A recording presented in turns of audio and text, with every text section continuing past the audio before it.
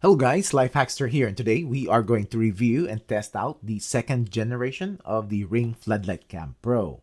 And this is now recording in 4K. I have reviewed most of the Retinal 4K cameras from Ring, and I will link them down below if you haven't seen them yet. Also, I bought this Ring Floodlight Cam PRO 4K to review in this channel. This Floodlight Cam PRO is recording in 4K quality, 3840 by 2160 pixel resolution at 24 frames per second. This has a wide 140-degree horizontal and 85-degree vertical field of views. Ring didn't update its floodlights though, still only 2000 lumens bright and only a warm yellow 3000 Kelvin color temperature, and can light up when motion is detected at night. And this also has the low light sight like other new Ring cameras, which the footage looks brighter compared to the older models. It also has the traditional infrared black and white night vision. This has the 3D radar detection, which I don't use just because it decreases its detection range. This also has the 10 times enhanced zoom, which I did test this before, but I'll test it again here and you will see it in the later part of the video. This is a Ring, so subscription is needed to access the recorded events on the cloud, and starts at $5 a month for one camera,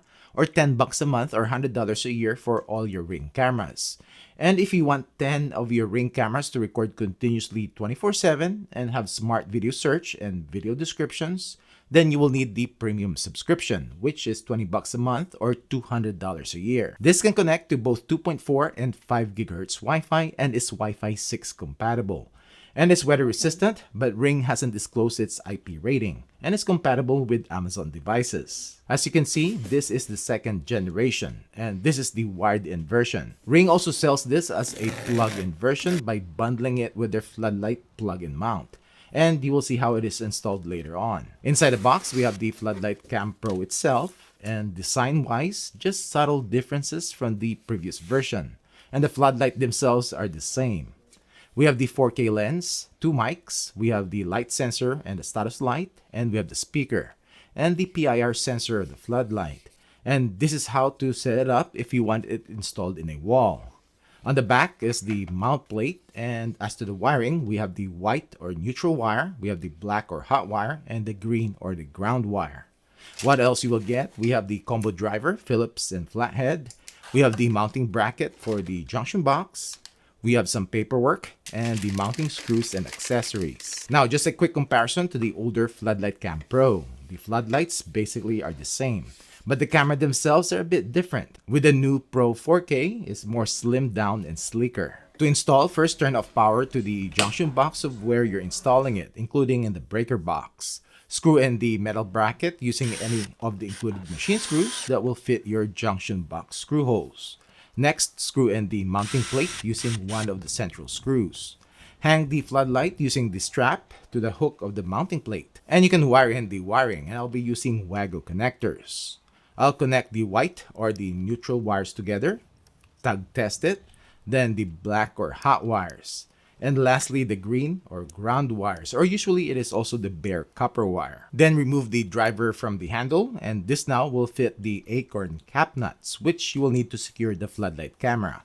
Unhook the floodlight and push it into the mount plate, lining up the screws to the holes. Move the lights to have some space, and screw in the cap nuts, and same thing on the other side. You can then rotate the camera and the lights, and now you have the Floodlight Cam PRO installed under the eaves or in a ceiling. Now I'll show you how to install it in a wall, but now using the plug-in kit. By the way, the cable is 20 feet long. Remove the mounting plate and screw it into the wall using screws.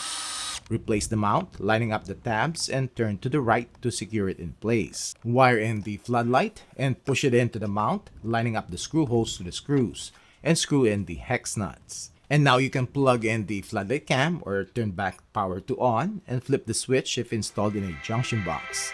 And let's set it up. Open up the Ring app, scroll down, and click Set up a device. Secure the cams, scan the QR code which is on the side of the floodlight. Name your floodlight cam, and it can connect to either 2.4 or 5 GHz Wi-Fi. Select your Wi-Fi network, and make sure sidewalk is turned off. And now it is fully set up. And wait for the update to finish. Time to check these settings in the app. When you open up the Ring app, you will see the recent snapshot from the floodlight. Click on it and click live to get to live view, which loads up quick. In here, you can start two-way talk, which is full duplex. In controls, this is where you can turn on the floodlights and the camera will switch to color mode. And you can also manually trigger the siren. We have quick replies. Hi, we'll be right there. Sorry, we're not interested. Have a great day. Hi, it may take a moment to answer. Please wait. Welcome. We'll be right there. And you can zoom in here. If you end the live view, you will get to the timeline. In here, you can scrub left or right, and you will see the tagged events. And because I have the snapshots turned on, in between events, you will see like a time-lapse or scrubbing effect of the snapshots. Gear icon for the settings. We have the event history, and you will also see here the detected events and can download it to your phone. And if you have the premium subscription, you will have access to video search. Let's say because Ring doesn't have animal detection, I'm just going to type in dog in the garden. And it will show clips where it sees a dog. Motion settings, and as I have said earlier, I don't set up the bird's eye view or the 3D radar detection because it limits its detection range to only 30 feet. Just use motion zones where you can set up to 3 customizable zones or adjust the sensitivity and set the smart alerts, which it only has person and vehicles. I'm not sure when they're adding animal or pet detection, and as you know, if you browse through the neighbor part of the app, probably 90% of the posts there are about lost animals. And Ring has been also pushing this search party feature, supposedly for lost pets, but they cannot even add pet or animal detection on their cameras. So I'm not sure what's going on there. What is really the purpose of search party? In smart responses, this is where you can turn on motion warning. Hi, you are currently being recorded. Device settings. Light settings, the floodlights can be motion activated and you can set how long it will turn on. And because it has a separate motion sensor, you can adjust the motion zones here. And you can also adjust the sensitivity. You can adjust the brightness up to 2000 lumens bright, or you can set it in a schedule like from dusk to dawn. Video settings, recording mode. If you have the premium subscription, you can set 24/7 recording. Just take note that it will continuously upload 4K footage to the cloud, which can definitely affect your internet bandwidth and usage. So I just set it to motion-based recording. This has auto HDR and snapshot capture. I set mine to take snapshots every 30 seconds. Now time to do some testing. So this is the video and audio quality of the Ring Floodlight Cam PRO, the second generation or the 4K version. Video clarity test at 10 feet. 15, 20, 25, 30, 35, 40.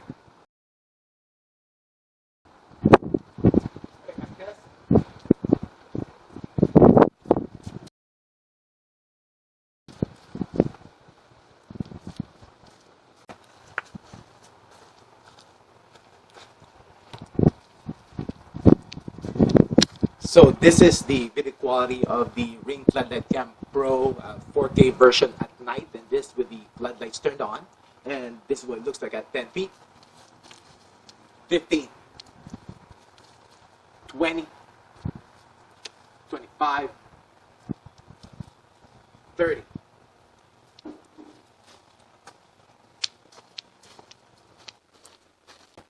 So this is the video quality of the Ring Floodlight Cam PRO, the 4K version at night, and this with the floodlights turned off, and it has 4 infrared LEDs. And this one looks like at 10 feet, 15, 20, 25, 30. We are going to test the notification speed of the Ring Floodlight Cam PRO, the second gen or the 4K version. And I'm on my 5G cellular connection right here, and it is 348. So let's check it out. It should be, there you go. Quick notifications here. And when you click and hold, I have a GIF preview, and also I have the descriptive alerts because I have the premium subscription. You can snooze the alerts, and when you click on this, it should open up the live view and it should loads up pretty quick. 3:48. All right, so it just turned 3:49. It's less than a minute. We'll see if there is some notification cool off, which there shouldn't be. Yeah, it's pretty quick notifications too. There you go. Cool. We are going to test the maximum detection distance of the Ring Floodlight Cam Pro 4K version, and I've set the sensitivity to the highest and person detection only. Plus, I turned off, or I didn't even set up the 3D or the bird's eye view, because the 3D radar detection is limited only to 30 feet. So let's check it out. Also, I changed the notification to an announcement. So let's see if it detects me at 40 feet.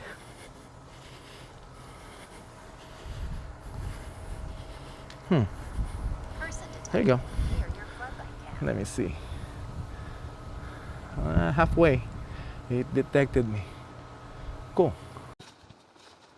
Alright, now this is the recording from the Ring Floodlight Cam Pro 4K. And as you can see, the license plate way over there at 40 feet.